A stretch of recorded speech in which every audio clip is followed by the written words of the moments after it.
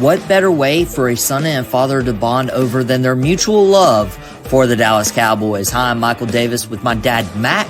We're a star-studded son and dad duo on the star-studded Cowboys Network, powered by Fans First Sports Network and Boom Broadcasting. And this is Dad and the Boys.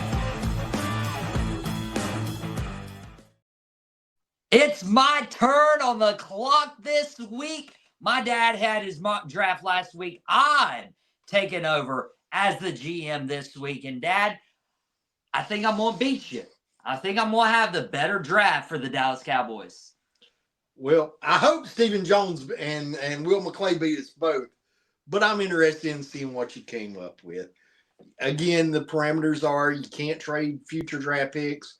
We're using the same system. Of course, the same picks, same player pool. And you can't trade for players. I mean, I know that he had did a couple mocks, and he's like, Dad, I could get this guy. I'm like, out of bounds, son, out of bounds. I could have gotten Jonathan Taylor. There was even a mock where could have gotten Justin Jefferson. But I didn't do any players. I started seeing some players come off the board. I saw Travis Hunter go off number 1 overall. Cam Ward went off the board.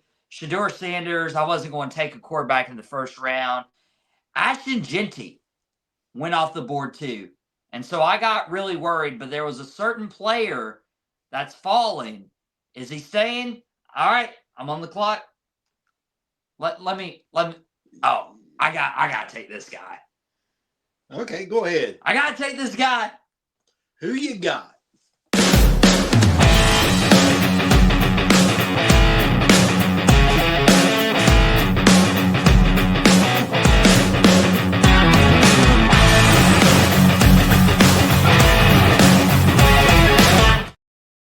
I just won the draft. Now, I had a choice between Abdul Carter and Ted McMillan. I don't know how I got at 12. And, Dad, I was looking and I was like, Ashton Jeanty went off the board. I think at like 6 with the Raiders.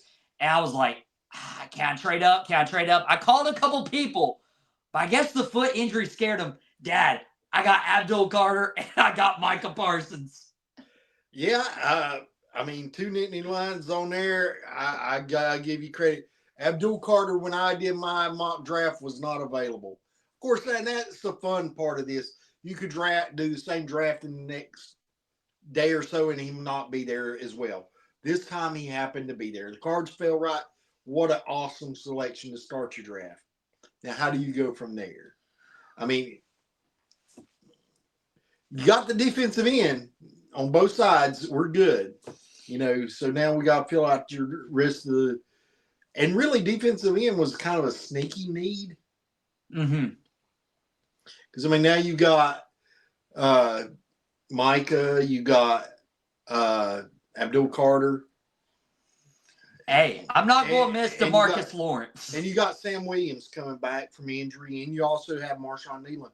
So not only a good quality defensive end rotation, but you got some awesome talent there, and you also have youth. Yeah, and I also want to say that Mason Graham from Michigan was also still available. I don't know how I had my pick between Mason Graham, Ted McMillan, and Abdul Carter. As I was like, click, I don't care. I don't care about the foot. And nothing against Mason Graham, but I'm sorry. If it would have been a Michigan defensive lineman, you'd have lost. I would have lost. I hate that Ashton Jeanty went off the board. I know you picked him last week. I know we need a running back. I knew we need a wide receiver. But I got to shut up. I'm on the clock. It's second round. There's some people available. Oh, maybe this guy. Maybe this guy.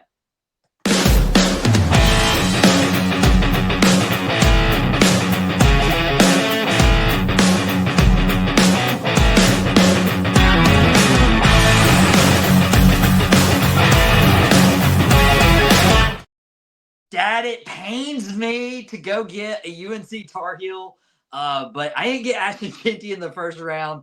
I'm shocked. I mean, people have said Omarion could slip into the first round, but when I saw him at second round, I was like, I think he's the second best running back in the draft. I had to take him. Again, I can't fault you there. You know my feelings for Mario Hampton. And, I mean, the eye test, they say always trust your eyes. I remember sitting there in Wallace Wade Field watching him and having a blast, but not the first half because he kept getting the ball and he kept dicing through our defense. And, I mean, yeah, a very strong draft so far. You've definitely addressed the running back need. Again, Genty, and I've actually heard on the Cowboys, they're actually not necessarily sure that if Genty is there, that they're going to take him. That would be hard. I know it's a deep running back class. It is. And I could have risked maybe Kim Scatabo in the 3rd or 4th round, but I don't know. Amari in there, I couldn't pass him up. Oh, you'll never get any complaints from me. You know, I love the kid. I would definitely be grateful if he does slip into the 2nd round, because every projection I've seen that he's going to go in the 1st round. But yeah, that was an awesome selection. I mean, and Abdul Carter. I mean, you know me, and you sat with me enough drafts watching on live. If you'll remember, when the year Sam Williams was drafted. Mm-hmm. I usually get really excited about the 2nd round draft picks and all. So, I mean, having Omari and Hampton there and getting him, yeah, you'll not get any complaints out of me. Okay. All right. All right. Done deal. Okay. I'm on will and deal some of this trades. So I'm going to trade back in the 3rd round, and I'm going to trade back with my good friends Denver, and yeah, I'm going to trade back with Denver, and I'll figure out what I'm going to do right after this commercial break. What better way for a son and a father to bond over than their mutual love? Dad? We're back on Dad and the Boys. If you're listening on Fans First Sports Network, if you're watching on Boom Broadcasting, thank you. Dad, I made a deal with the Denver Broncos right before the commercial break. During the commercial break, I actually got contacted by a 2nd team, Seattle. And I don't know, Dad, I traded back again. So I'm acquiring picks. Right now, with those trades, I have acquired pick 92. That's where I'm at right now. Pick 122 in the 4th round and pick 137 in the 4th round. So I got 2 additional picks in the 4th round. We didn't have a 4th rounder coming in. I think that was a good deal by me. So basically, you picked up now, unless you've traded them already, you've got 2 4ths, 2 5ths, 2 6ths. Yeah. And is it 2 7ths? I think I got 2 7ths. Wow. So I got 3 5ths. I got 3 5ths now that I've acquired that one. I believe I acquired that one probably from a compensatory pick. But okay, I got my pick in. I'm not trading back anymore. I don't want to leave the 3rd round. It's pick 92. I'm really happy about this pick.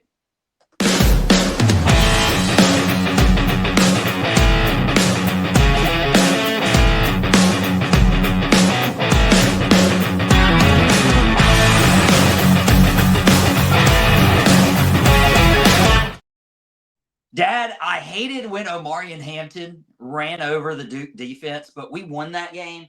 I hated when this guy just blew past our secondary and ended up winning for Miami. I really like this pick. He is a hard worker. We've had luck from the U with wide receivers, and so I like Xavier. And we fixed the wide receiver position. I don't have a take on this kid yet. But I do trust the U for the wide receiver position. One of my favorite wide receivers came out of the U, as you know. your namesake, by the way. You know. So I mean, I'm sure if it played out that way, Michael Irvin would be in line with you, celebrating one of his alumni coming to the Big D.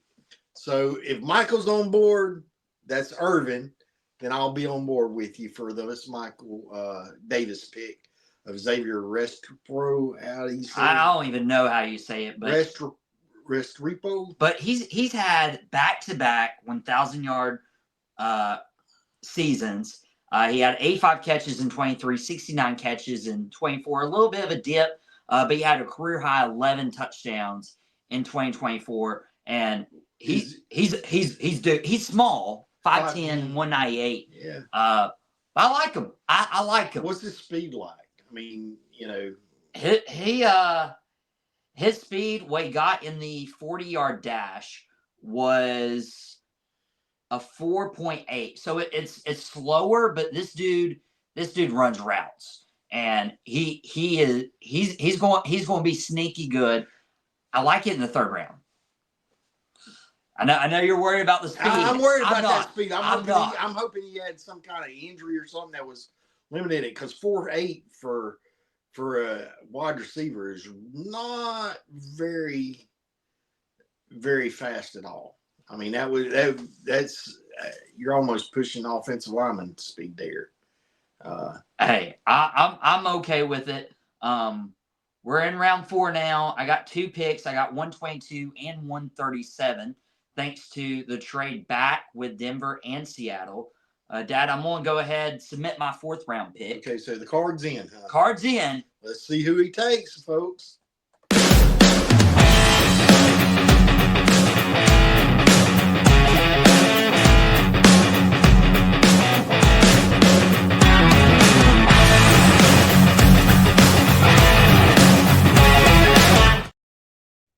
This is the pick I got from Denver in that trade back.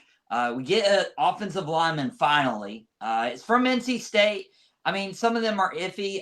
The Panthers got Ikem Ekwonu from NC State. But in the 4th round, I like it. Provides some depth, challenges some offensive linemen. I know you wanted to challenge some offensive linemen last year, Tyler Guyton and Terrence Steele specifically. And, I mean, we saw in the image right there, Belton was pass blocking against James Pierce, the defensive end from Tennessee. So I like where I got this guy. Well, and here in the 4th round, I mean, you're looking for traits that you're happy with. You can never have enough offensive linemen, 6'6", 336. It's one of those things where depth, the height, weight, as long as the footwork and everything is good, and the fact that, you don't know. I'm not familiar with the NC State enough. I don't follow them. But here's why I took him. Clayton Adams. I mean, you take a senior offensive lineman who has that frame and who has that size. I trust Clayton Adams as our offensive coordinator to really shape up Belton. Him and the kid from Kansas State, Riley, and his name Riley. Yeah. The offensive line coach. So, I mean, you got 2 offensive line coaches basically there that help shape and mold a young talent. And if they're on board with it, I mean, yeah, I'm definitely good. Again, the more competition you can create in that room, the better. That allows us to get the best 5 out there, which I think we're building a quality offensive line. And we don't have to have all number 1 picks with Clayton Adams there. Look at what he had in Arizona to work with, and they were at the top of the league. I mean, in the top 5 rushing the football. And he really resurrected Will Hernandez's career. He did, and I'm surprised we haven't even went out and got Will in free agency. I don't think he signed with anybody. I think they may be looking at maybe after the draft completing that room to bring the competition in. Because, again, it doesn't matter whether you get them in the 4th round, the 3rd round, the 2nd round, whatever. You want competition in that room. Mm-hmm. You've got Terrence Steele, that's an undrafted rookie. I mean, was an undrafted rookie that has been starting pretty much since, other than injury. And he's had his ups and downs. He had his downs last year. And this staff here is high on him. So we'll see how that works out. But again, if you're creating competition, I don't think that with these group of coaches that they'll have pedigree to where, okay, we drafted him in, or he's been starting here. If he's not performing, then they'll put somebody there that will put work in the weight room, in the film room, and then next thing you know, we'll develop our offensive chemistry, and we'll be able to run the ball, which is a prime focus by this offensive staff. Yeah, and so I've got Abdul Carter, I got my running back, I got my wide receiver, I got somebody on the offensive line. I'm going to go ahead and submit my last pick in the 4th round. I don't think I'm going to trade up again. And yeah, I'm excited about this one, Dad. I'm excited about this one.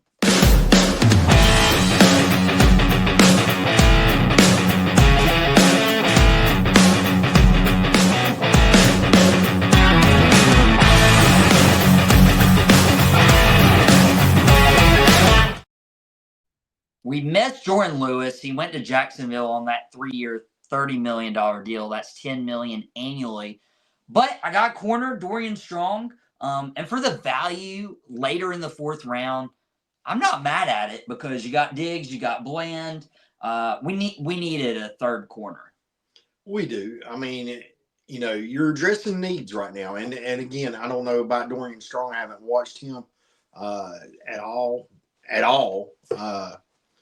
But I mean, Virginia Tech has a good program. Mm-hmm. So I mean, they generally get talent out. We got to watch them live at Duke. Yeah, but I wasn't watching him. I was watching the other team. Yeah, because we won. Hey, but I'm glad I'm building depth in secondary. I think we'll need that. We will, and I mean, again, you got to address the needs, and you're hoping. At this point, you're looking for traits. You're looking for skill level. Is this guy going to be depending on to be your starter? Hopefully not. But I mean, in the 4th round, there's always that possibility. Last year we got Seatbelt Carson from Wake in the 5th. Deron Bland is a former 5th round pick. And by the way, I did see on the other day that apparently Mr. Bland's name come across Stephen Jones's mouth. They're looking at maybe trying to get a extension with Deron and Jake Ferguson, our tight end. So, I mean, you need to secure Micah first. Well, yeah, you do need to secure Micah first, but at least they've got these guys and they're starting to look at it because they said that we want to keep both of these players. I honestly, with Diggs and everything, I honestly felt that Deron Bland may be an afterthought. Well, I hope that Bland stays in Dallas. And I hope Ferguson stays in Dallas. But right now, I'm in the draft. There's some rookies. Dad, we're in the 5th round. We're going to take a quick commercial break, and we're going to start flying through because I got 3 5ths, I got 2 6s, and 2 7ths right now. So we'll be back after this commercial break.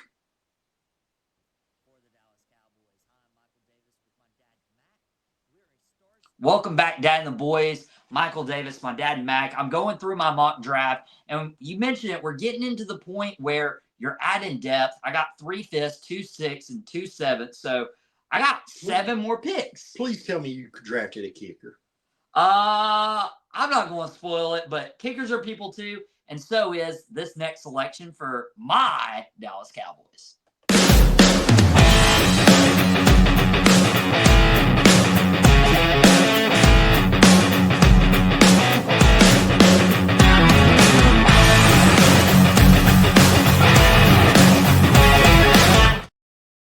Dad, you mentioned we're wanting to get an extension with Jake Ferguson. Maybe it happens, maybe it doesn't.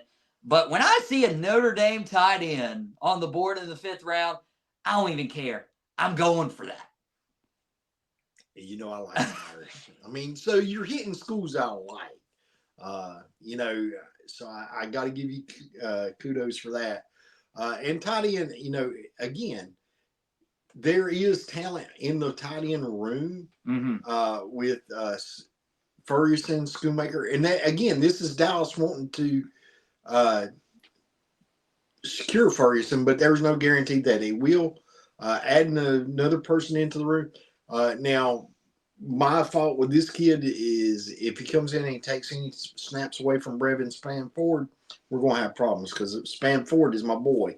You like Spanford, but this tight end, Mitchell Evans, has been compared to none other than Luke Schoonmaker, our own tight end. So I really like him. Again, Notre Dame tight ends usually stand out. Tyler Eifert, for example, he had a few successful years in Cincinnati, and you can really go through the list in terms of successful Notre Dame tight ends. But Dad, I got two more picks in the fifth round. And it's like drafting a linebacker from Penn State. You're not going to get any complaints from me. Hey, or defensive end. Or defensive end. I might try to address this linebacker need here in the next couple rounds. We'll see what happens, but I got my pick in right now.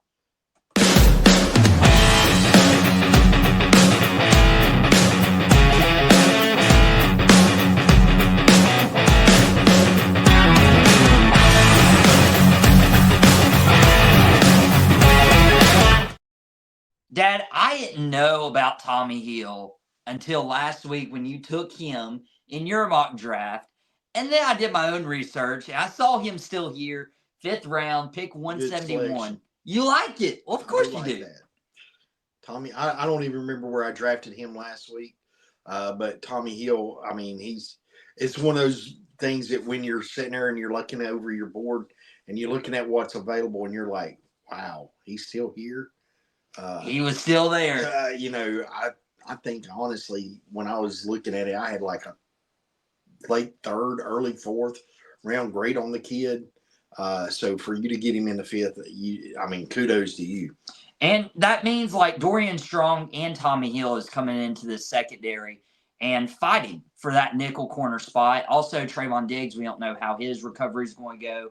I think I created some healthy competition, but you blink and you're already on the clock. 3 picks later, 174. Dad, I think I've had a really good 5th round.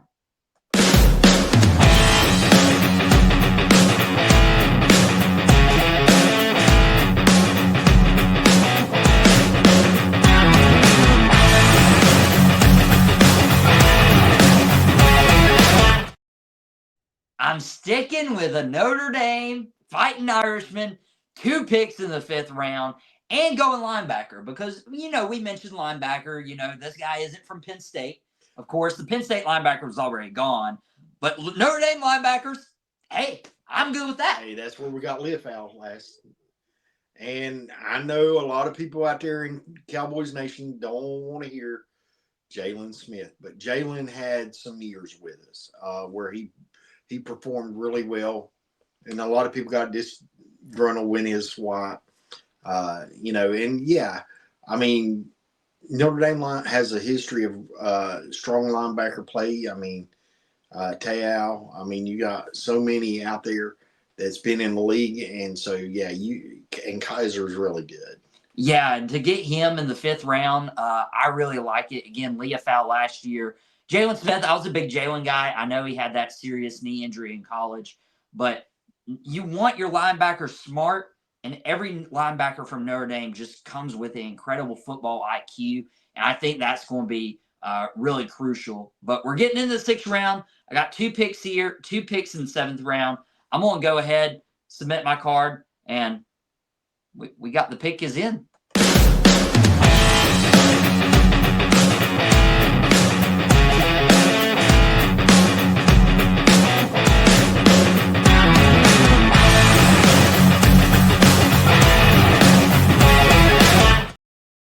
I might have a theme here. I'm trusting my schools and the positions they can develop.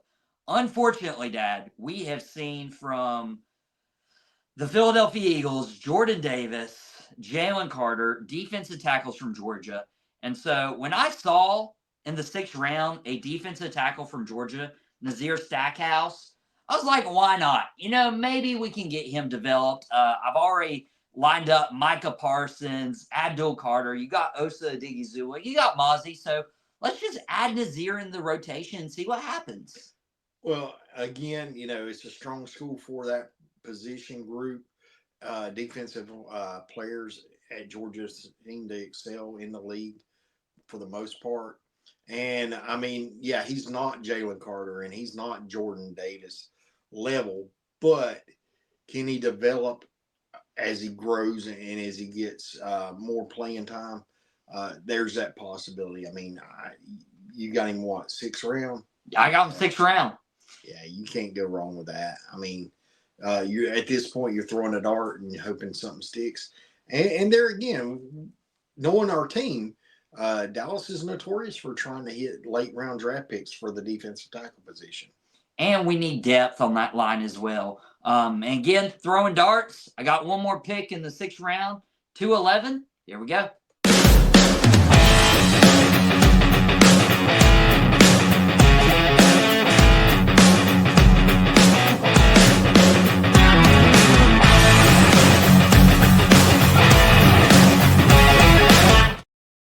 All right, I'm adding some depth right now on that offensive line. I took the NC State offensive lineman earlier, who's played more offensive tackle. Joshua Gray's played more offensive guard. So I wanted to create a little bit of competition there. You don't really know who's going to be the right guard after Zach Martin's retired. You don't know how that offensive line is going to shape out. So yeah, I just took a flyer on Joshua Gray from Oregon State. Hey, no problem there. I mean, again, you putting in depth. He may end up a practice squad kid. Who knows? I mean, we do have Brock Hoffman coming back, the anticipated starter. We got the kid that we signed from Miami that has starts in the past. We got Tyler Bass, who I'm very high on Tyler Bass. But adding depth to the offensive line, adding competition to the room is never a bad thing. Especially with all the injuries we had last year. I wanted to come out of this draft with at least 2 offensive linemen. Yeah, and again, I'm hoping that we go and get Will Hernandez in free agency, but there is no guarantee that will take place. And again, it's like last year, and I can't speak of it this year as much, but it's like last year. If you told me you were handing me a cornerback or a safety, I didn't care what round it was because I trusted in Al Harris to develop them. Yep. And, Clayton Adams, offensive lineman, and this Connor Riley, offensive line coach. You're going to trust them. I'm going to trust them until they prove me wrong. Otherwise, if you're handing me an offensive lineman that they're so, checked off on, I'll trust them to there's something there. So, I mean. And I got 2 more picks, both 7th round, 239, 247. And 7th round, I'm like, okay, maybe I could sign these guys in free agency as an undrafted free agent, but these are guys I definitely want on my team to build the depth. Here's my pick at 239.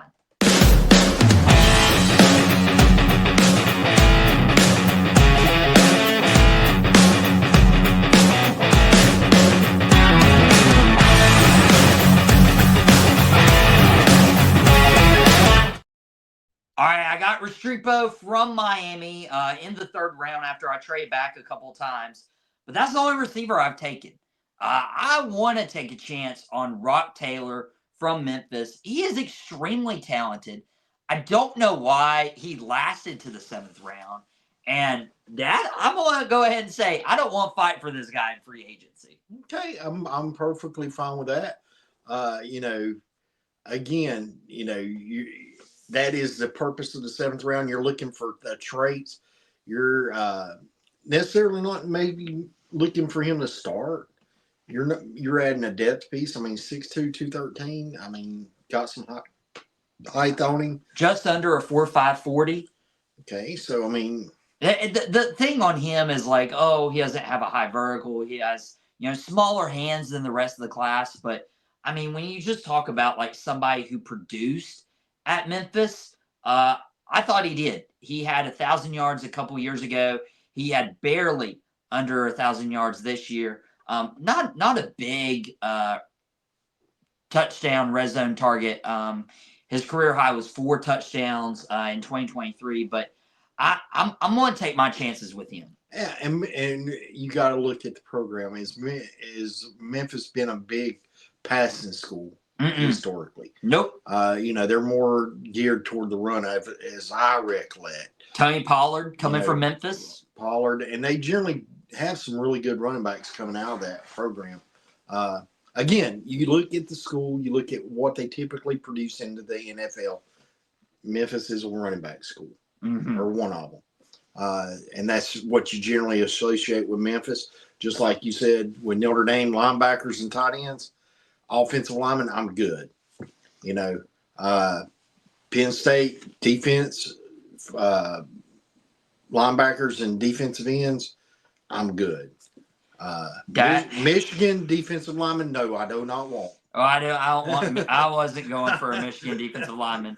Sorry, Mozzie. Dad, I got one more pick. What position group should I go after? I mean, I know the one that they have come out and said that they're going to do probably in this draft is a quarterback. I don't know. I know when I was going through my mock draft last week, quarterback just wasn't lining up for me. I mean, in all honesty, it was not lining up at all. So, I mean, I didn't want to reach. And that's something that,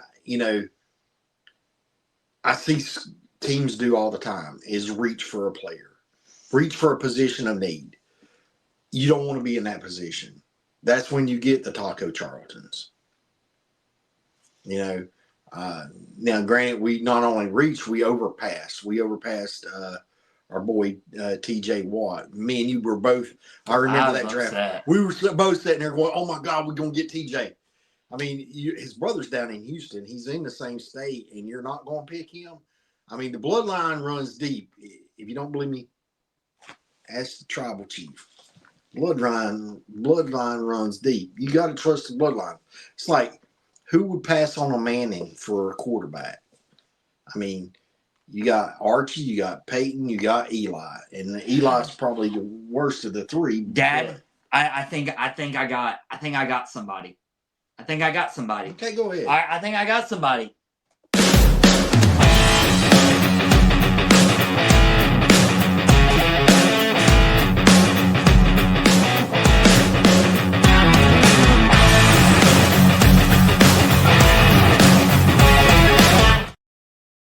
Dad, last pick of the draft. I'm done. I'm calling it a day. But I mean, if you're going to take a flyer, Brady Cook's draft stock's risen here in the last couple of months. He was an SEC quarterback, and Dad, his name's Brady. How can you not take a late round quarterback named Brady? Easy. I did. No, I'm saying I'm going to tell you why you can't. Why? Because where does he play? Well, now he plays for the Dallas Cowboys. He plays at Mizzou. Who coaches at Mizzou?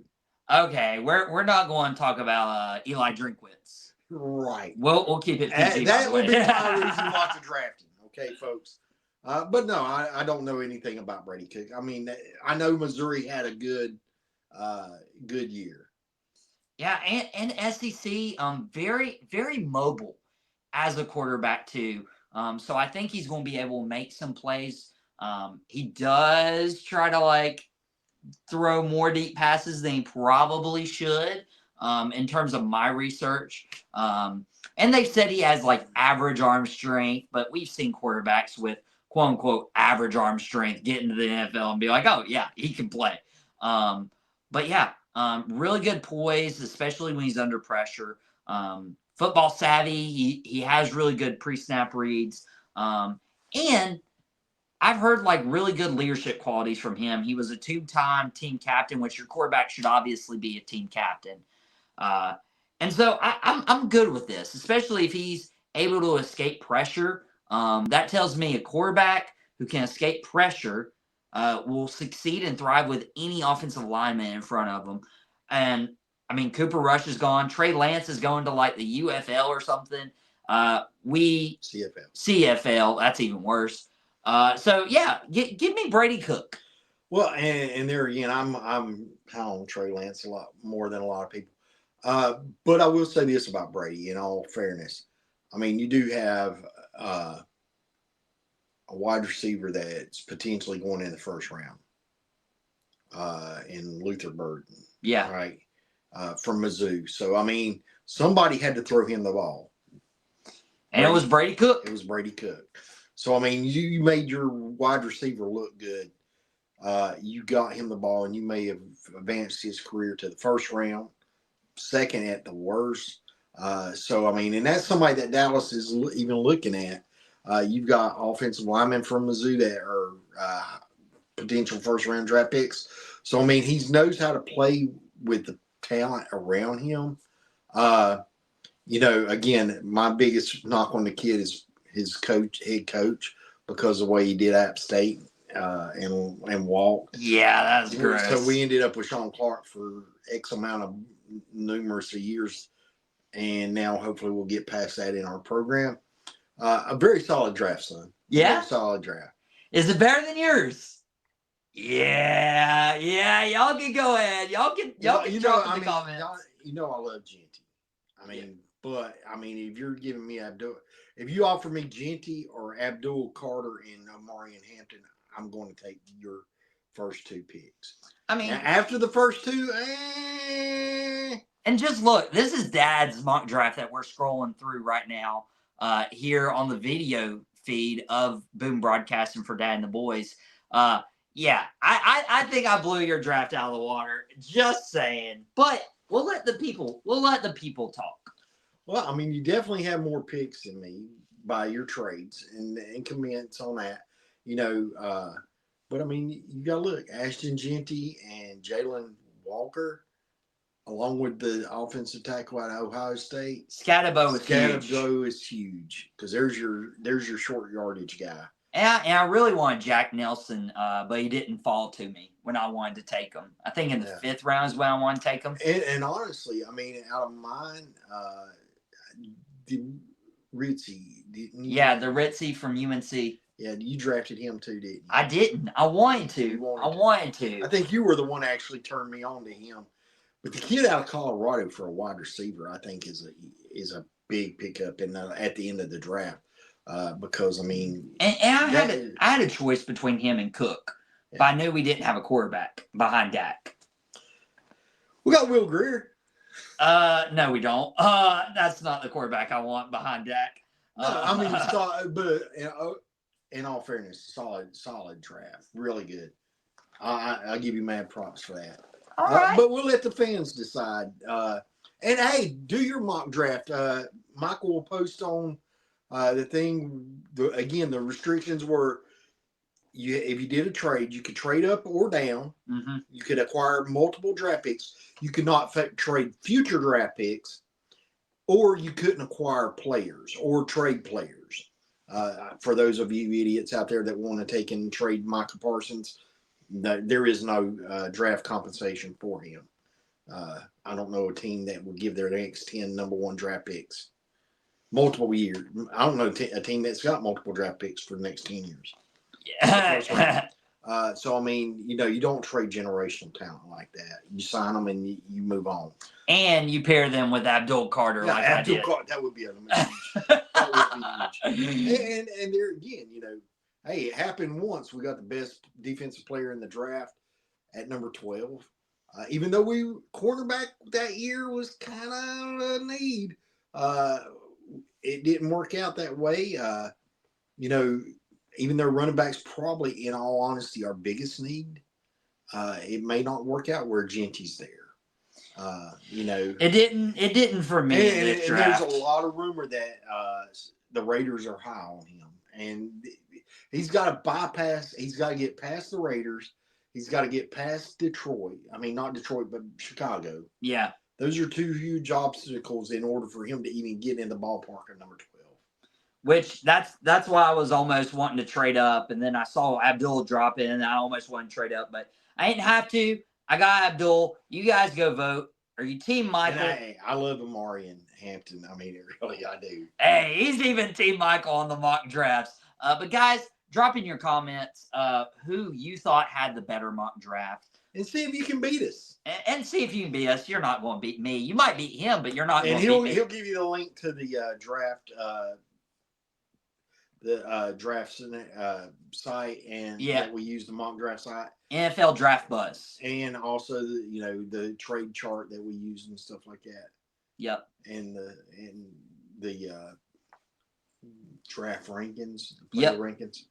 Yep. We got that all covered. But guys, we appreciate you so much for watching Dad and the Boys on Boom Broadcasting, for listening to it on Fans First Sports Network through the star-studded Cowboys Network.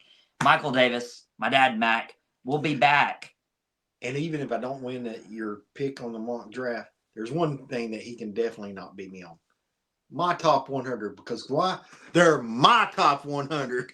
Hey, that's fair. You can catch his latest Starstruck episode on Boom Broadcasting as well, and on Fans First Sports Network, where he's going through his top 100 players. But guys, we appreciate you so much for tuning in, Dad and Boys, this week, and we'll catch you guys here next time.